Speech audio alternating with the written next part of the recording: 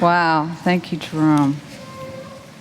So we're finishing up a series on the book Illusions, and it just happened that today the topic is, you are free to do whatever you want. Shoo, go. Do whatever you want. So what is it? Why is it that we're not always able to do what it is that we think we want to do? There was an old kind of formula that they used to talk about, which would say that the way in order to be successful was the intersection of ability with opportunity. So I might personally really enjoy being a quarterback for the Kansas City Chiefs. It must be kind of fun to be out there, don't you think? I unfortunately throw like a girl. So I might be a little bit weak in the ability department and a lot weak in the opportunity. I don't think they're going to call me anytime soon and ask me to go throw a few footballs out there. So there's a little bit of a myth here. Some of you might remember William Hung. He was on American Idol in 2004. He got the opportunity. He didn't quite have the ability. So the combination of the ability and the opportunity are very closely intertwined for us being able to truly do what we want to do. But I would add that there's a third component, and that is attitude. That you can have all the ability in the world. You might get all the opportunities that you could possibly imagine. And if you don't have the attitude, the courage, the strength, and the confidence that you can do that, it'll never get done. So I am super excited today because I am going to do a combo. I am going to show the similarities between Mickey Mantle and Myrtle Fillmore. And you can judge whether or not I'm successful at this. So I've been reading a biography of Mickey Mantle, and some of you know he was a great baseball player in the 50s and 60s. And some would say he's iconic for his ability to play baseball. That he was such a joy to watch because of his passion. And yet the story of Mickey Mantle is a very good story of the combination of ability, opportunity, and attitude. Some of you may know that Mickey grew up in some unknown town in Oklahoma. Anybody know what town it was?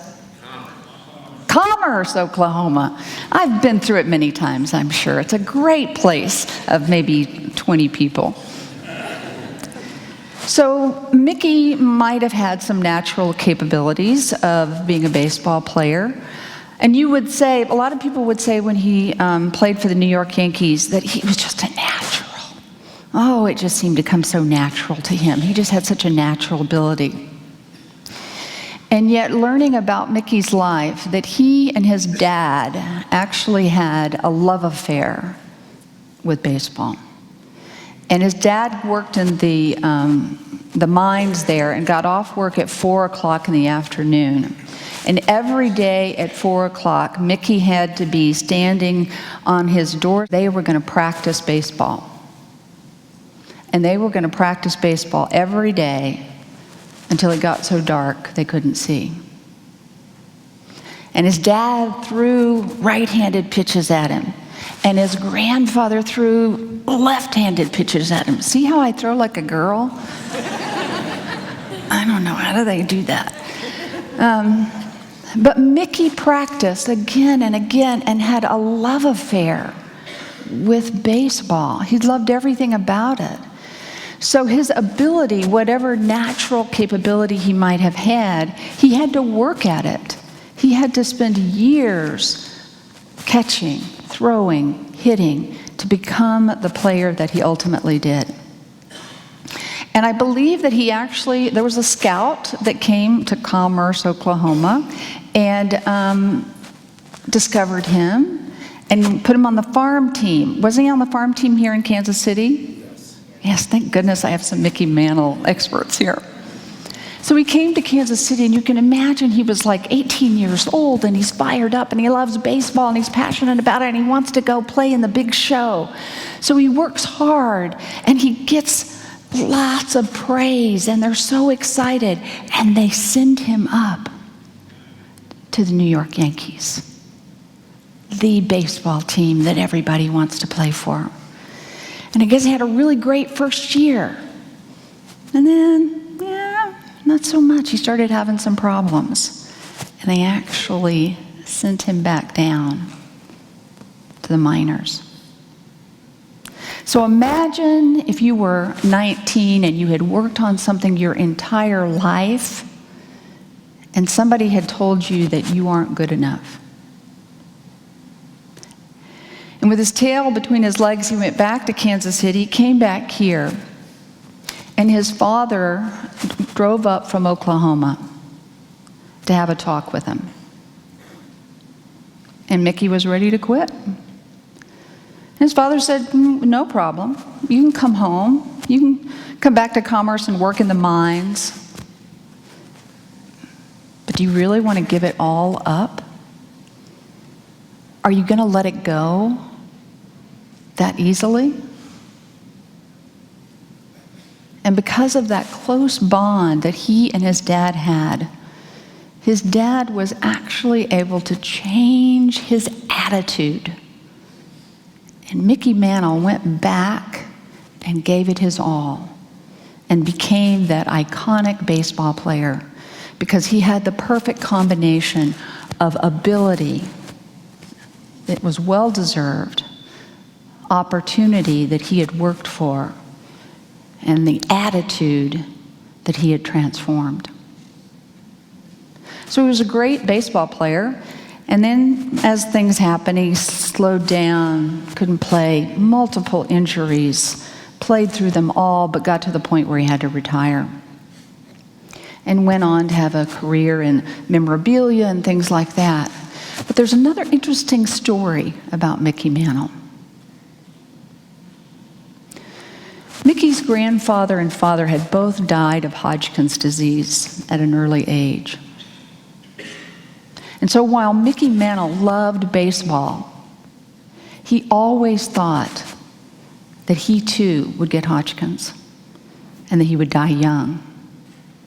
And so some of you may know that country and western song, Live Like You're Dying. Tim McGraw, thank you. I don't think this is what Tim McGraw had in mind. Mickey Mantle lived a hard life. He lived like he was dying every day. And apparently, in his mind, that meant boobs. Oh, not boobs. That's number 2. Booze.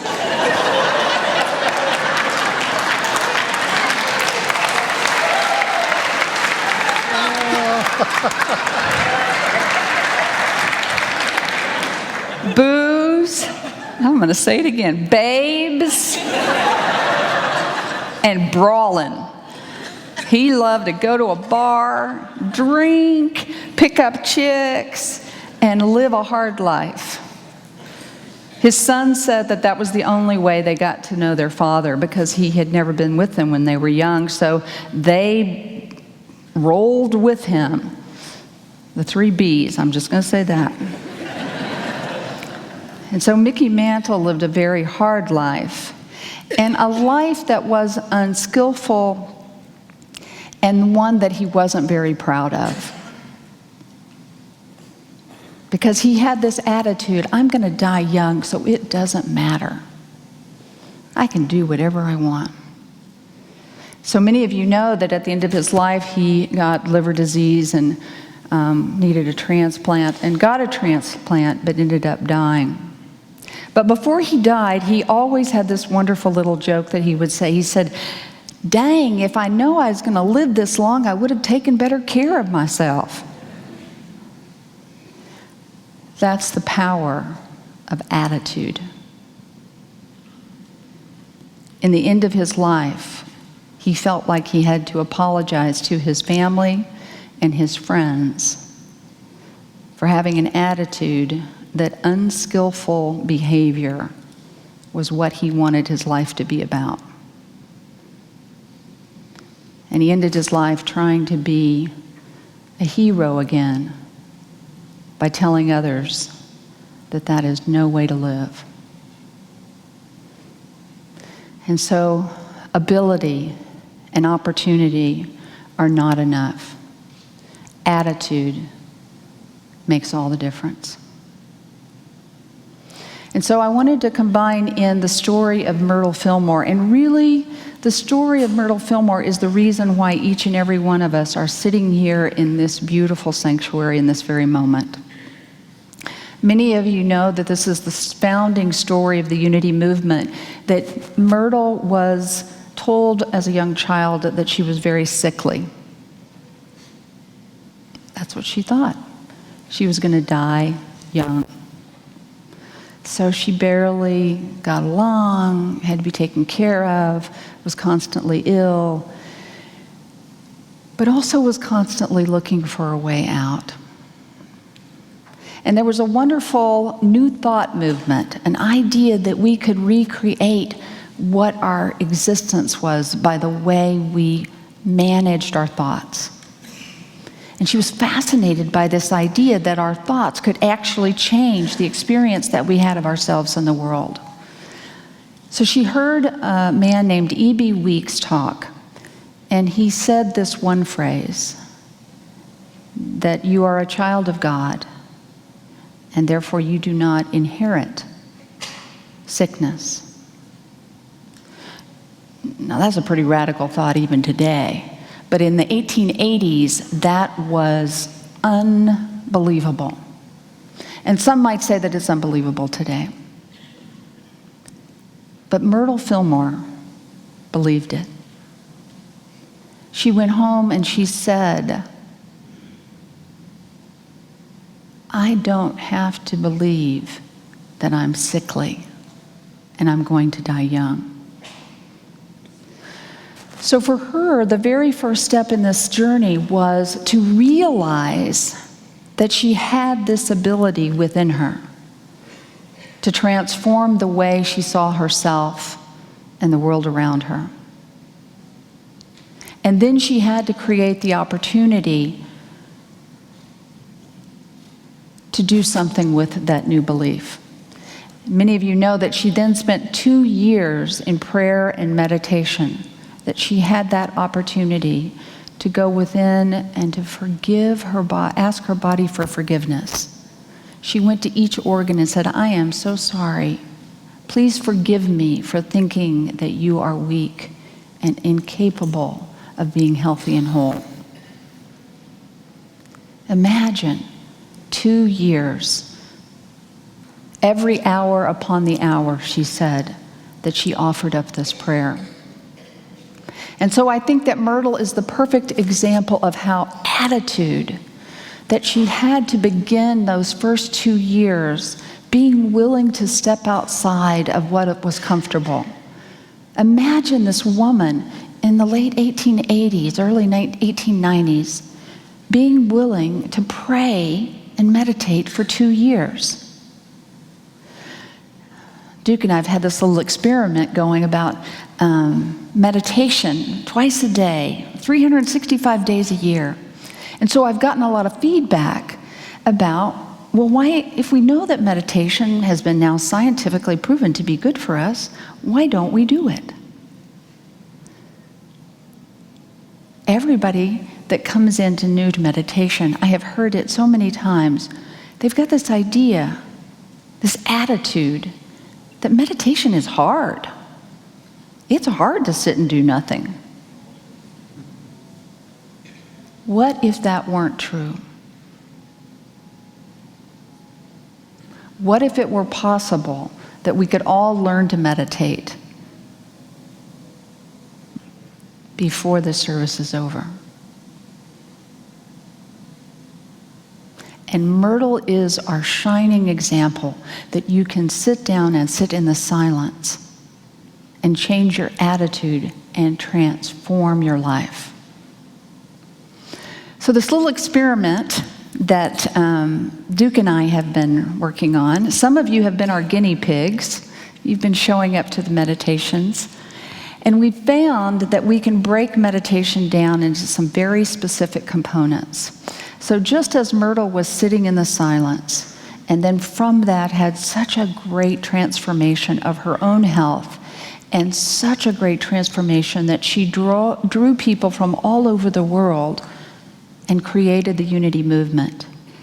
We too, you too, have within you some great ability. You have within you the opportunity, and you have within you the attitude to do whatever you want. And so what we've been working on with meditation is to create this space where you can look at, what is it in my life that is no longer serving me? What would I do differently if given the chance? And what would it take to make that happen? And so I also wanted to talk about something that's very prevalent in the Unity movement, and that's something called a prosperity consciousness. And knowing that I was going to talk about this, I kind of polled a few people and said, well, when I say this word prosperity, what do you think about? What comes to mind? What do you think when I say prosperity? Happy? Money? Financial? Growth? Abundance. Well-being. Thank you. That was not a plant, I promise. Prosperity is this word that sometimes gets limited by simply thinking about what we are going to get on a material plane. But the word prosperity has to do with a sense of well-being and abundance. That imagine in this moment that you have everything you need to do whatever you want. And so it's a combination. We're going to teach a class on Prosperity Plus starting on January the 18th. And the class is specifically going to be focusing on these three areas of ability. What are you capable of doing, and what would you work hard to do better? Opportunity. How can we create more opportunities in our lives so that we have more abundance? And attitude. How can we work on our attitude in a way that enables us to live life abundantly and full of all the wonderful gifts that are all around you? So many things that we take for granted and can have a sense of gratitude that will be the mojo we need to get our attitude moving in the right direction. I'm headed for India, and somebody said, oh, would you ever want to live there? And I said, not until the entire country was climate controlled. And I realized when I go for 3 weeks and I come back, I really take for granted HVAC. That's something so simple that we can start with. If you think you have nothing more to be grateful for, be grateful for air conditioning and heating. It's a wonderful thing. We can be grateful for the fact that we had food to eat this morning. We can be grateful for the friends and families that we have in our lives.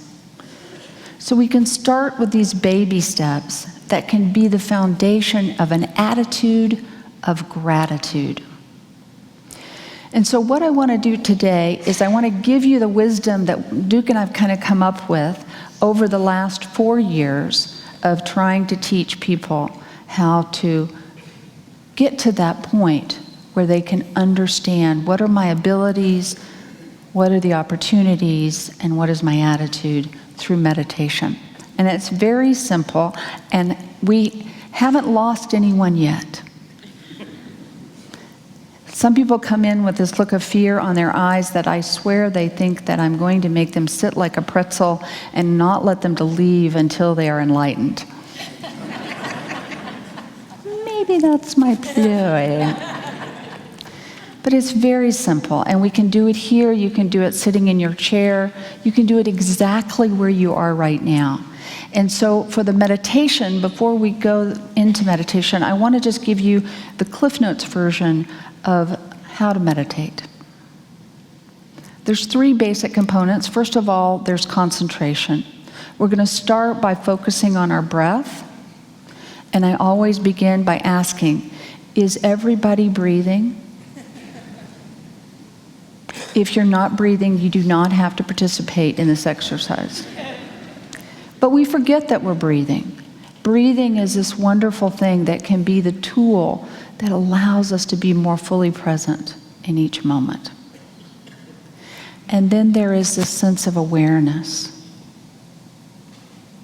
Like, how do you know that you're alive in this moment? What does it feel like to be alive?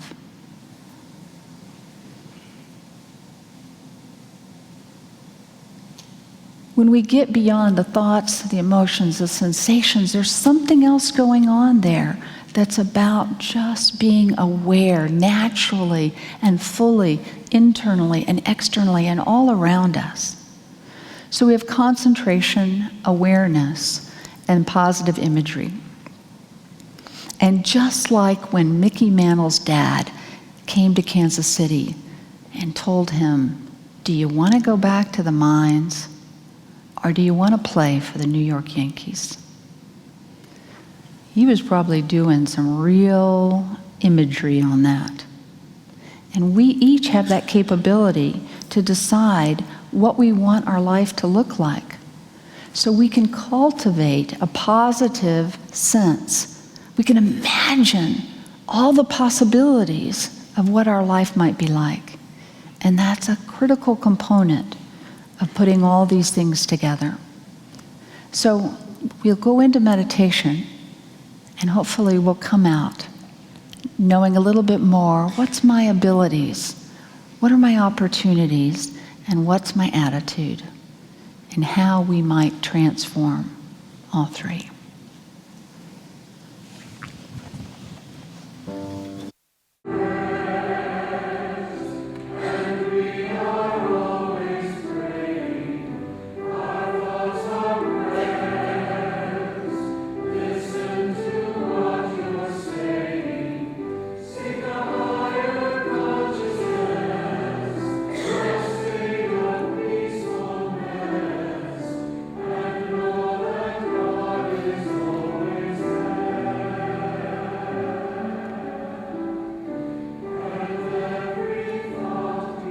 Meditation.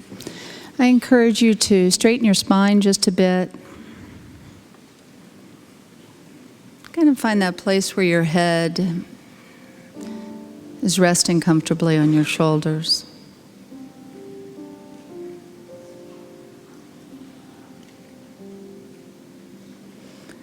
And it's helpful to begin by taking a few slow, full, deep breaths. Breathing in, counting to 4. And breathing out, counting to 6.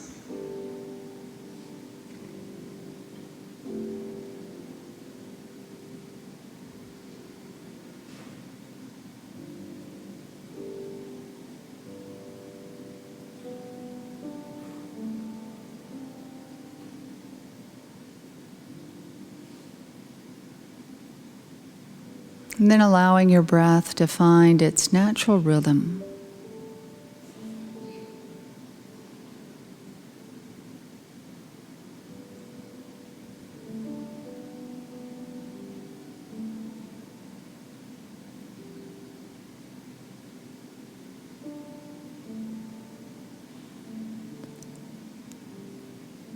Focusing awareness on the sensation of breathing.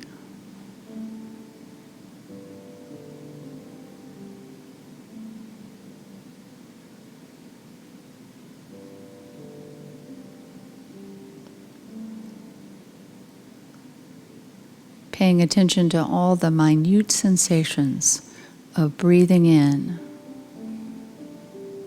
and breathing out.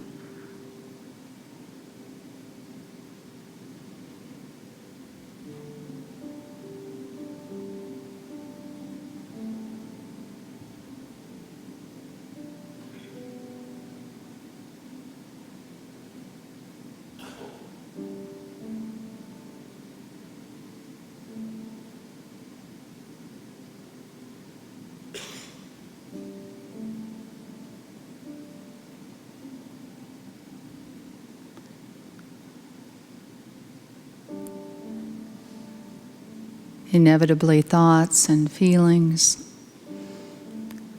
sounds and other sensations arise. And we can actually incorporate them all into the meditative process by just imagining each one to be like a cloud in the sky.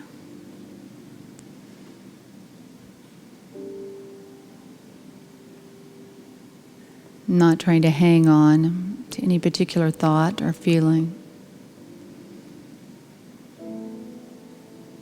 And not trying to push any away.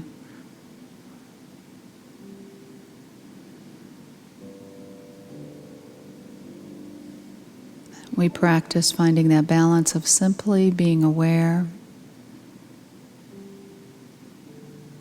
as if they were all just clouds in the sky.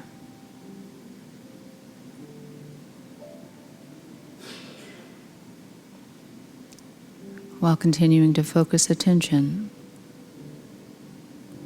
on the sensation of breathing.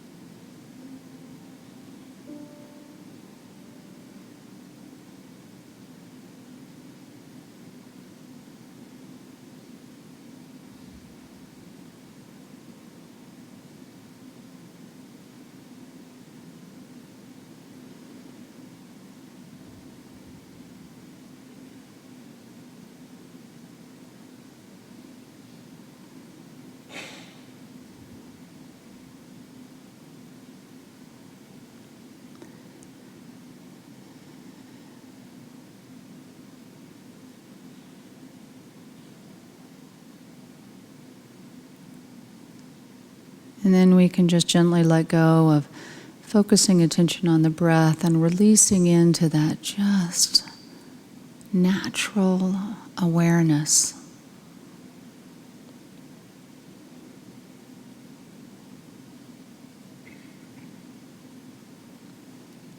Just simply aware that you are alive in this moment.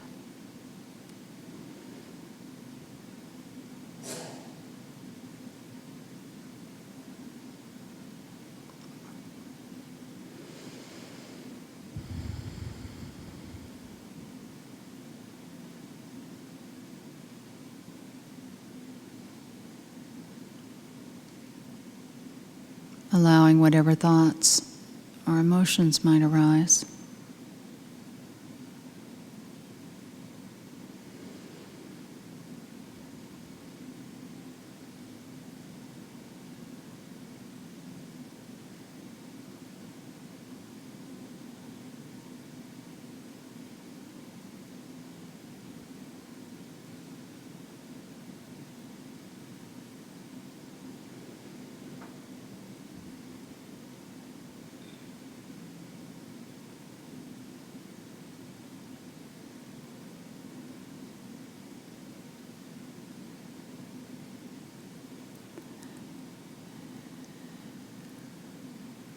And now taking this precious opportunity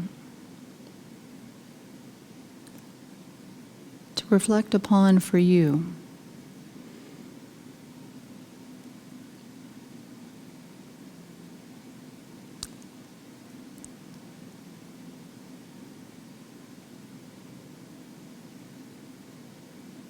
what is that sense of abundance that I can have in my life? What would it feel like?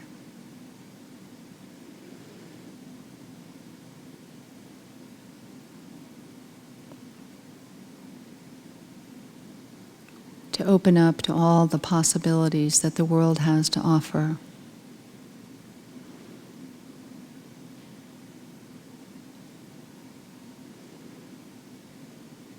As Jesus said in the scriptures, to come to this moment as if the little children, as a child sees with fresh eyes.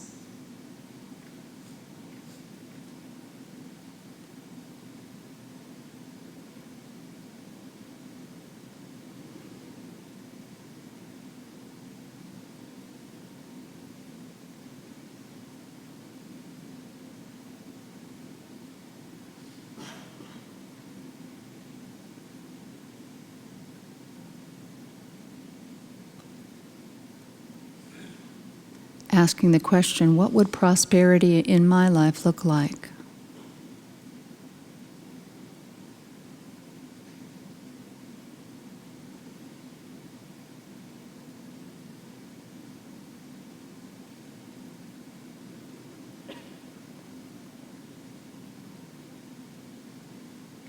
What abilities, opportunities, and attitudes do I want to grow?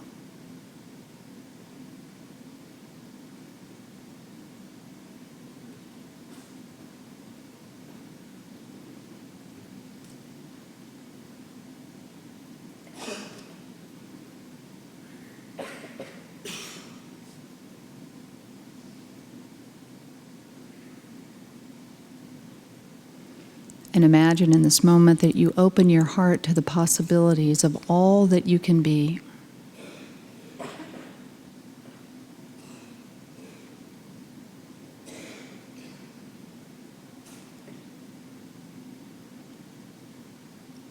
That greatness that is within you.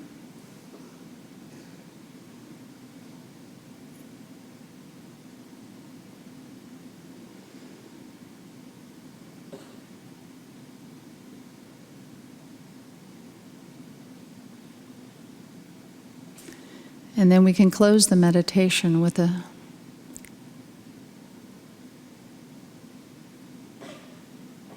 simple idea of surrendering to the process.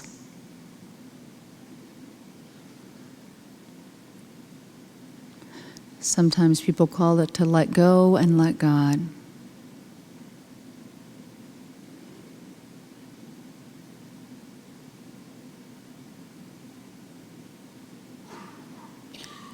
Others add to pray and move your feet.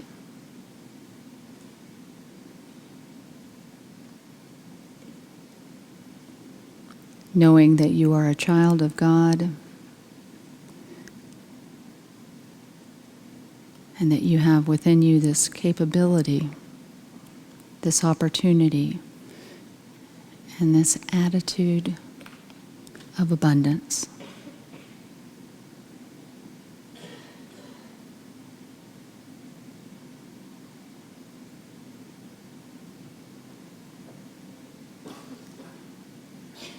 And so it is. Peace, peace I give to you, my friends. Peace the world cannot give. Peace I give to you, my friends. Peace, peace, He